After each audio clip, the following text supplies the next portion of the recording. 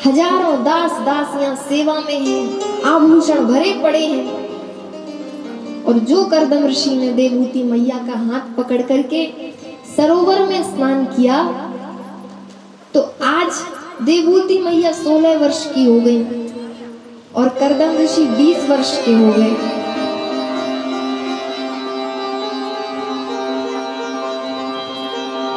अब संकल्प की शक्ति से एक विमान बनाया।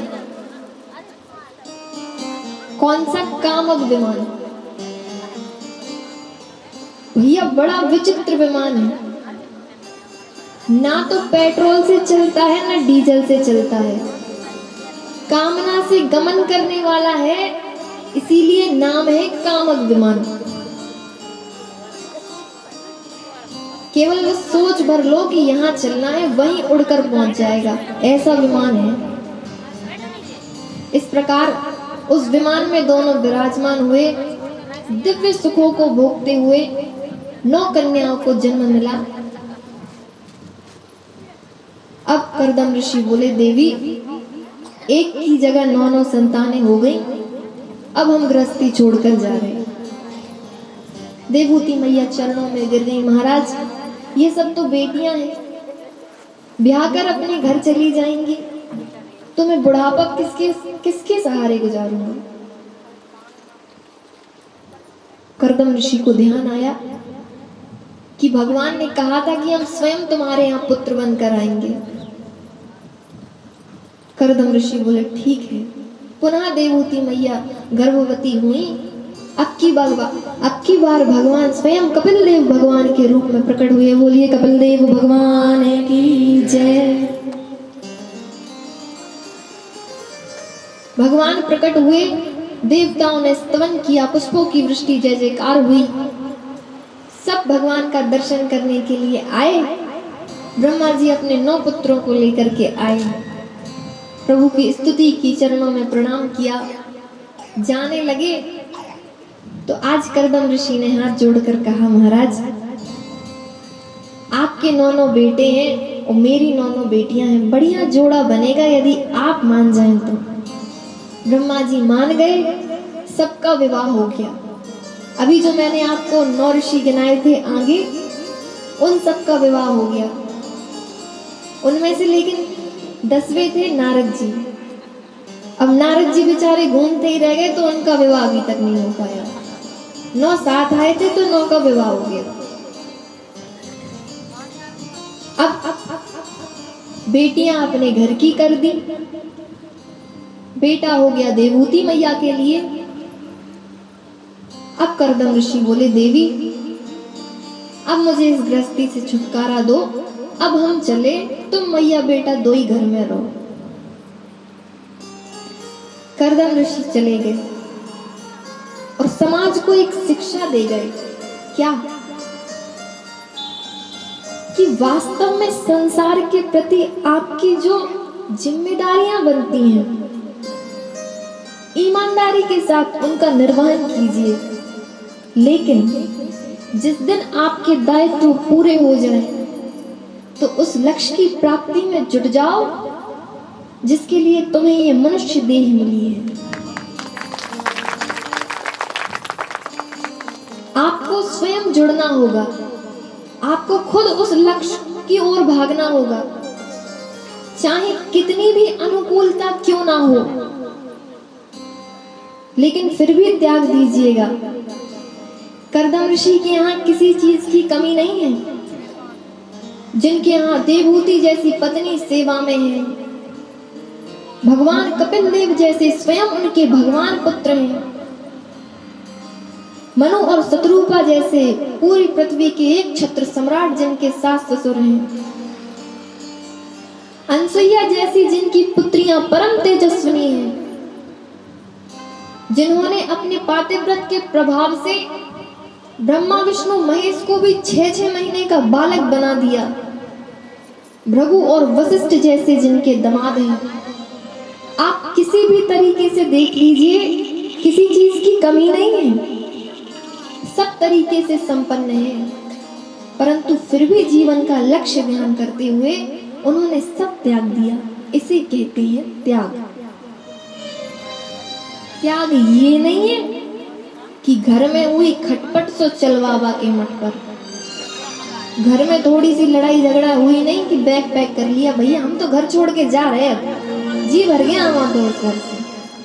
ये त्याग नहीं है। नार मोरी घर संपत नासी, मूंड मुंडाए भय सन्यासी।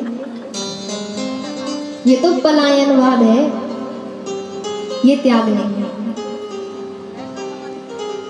अब मनु महाराज की सबसे बड़ी बेटी है आकृति, जिनका विवाह रुचि प्रजापति के साथ हुआ, जिनके यहाँ यज्ञ नारायण भगवान का जन्म हुआ। बोलिए यज्ञ नारायण भगवान की जय।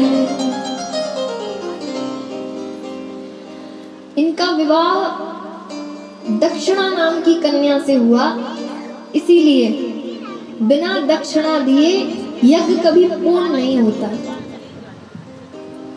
सबसे छोटी बेटी प्रसूति का विवाह दक्ष प्रजापति के साथ हुआ। इन्होंने 16 कन्याओं को जन्म दिया, जिनमें से एक है मूर्ति। इनका विवाह धर्मराज के साथ हुआ, जिनके यहाँ नर नारायण भगवान ने जन्म लिया। बोलिए नर नारायण भगवान की जय। आप जानते हैं नर नारायण भगवान कहाँ पर हैं? बद्रीनाथ धाम में। ये इन्हीं के पुत्र हैं। इनकी सबसे छोटी पुत्री है प्रसूति और दक्ष की सती महारानी, जिनका विवाह देवादिदेव महादेव के साथ हुआ, परंतु इनके कोई संतान नहीं हुई, क्योंकि सती ने अपनी देह पिता के यज्ञ में ही समाप्त कर दी थी। यहाँ परीक्षक ने प्रश्न किया, महाराज ऐसा भी क्या हुआ कि सती मैया को अपने ही पिता के यज्ञ में देह त्यागनी पड़ी? तब श्री सुखदेव जी सती चरित्र विस्तार से सुनाते हैं। एक बार क्या हुआ कि ब्रह्मा जी ने अपने प्रिय पुत्र दक्ष को प्रजापति घोषित कर दिया, और प्रजापति बनते ही दक्ष को खूब अभिमान हो गया। तो देखिए नेताजी कभी कभी जब इलेक्शन जीत जाते हैं तो लोग उनके लिए स्वागत समारोह रखते हैं ना, ऐसे ही देवताओं ने भी दक्ष के लिए बढ़िया स्वागत समारोह रखा। सब वशिष्ठ लोगों को बुलाया, पूरा सभागार खचाखच भर गया। देखिए उच्च पद को पाकर कोई विरला ही होता है जो मद ना करे, वरना ये पद में बड़ा मद है। दक्ष को तो खूब अभिमान हो गया। सभा में प्रवेश किया तो आज सब खड़े होकर हाथ जोड़कर खड़े हैं, दक्ष का स्वागत कर रहे हैं। आइए महाराज आइए। अब तो महाराज दक्ष की चाल ही बदल गई और छाती फुला के चलने लगा। अरे इतने बड़े बड़े लोग मेरे स्वागत में खड़े हैं। देखिए अभिमान की विशेषता है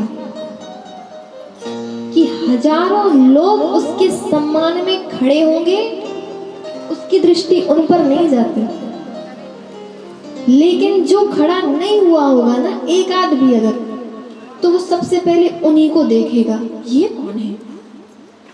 अच्छा दक्ष ने भी यही किया।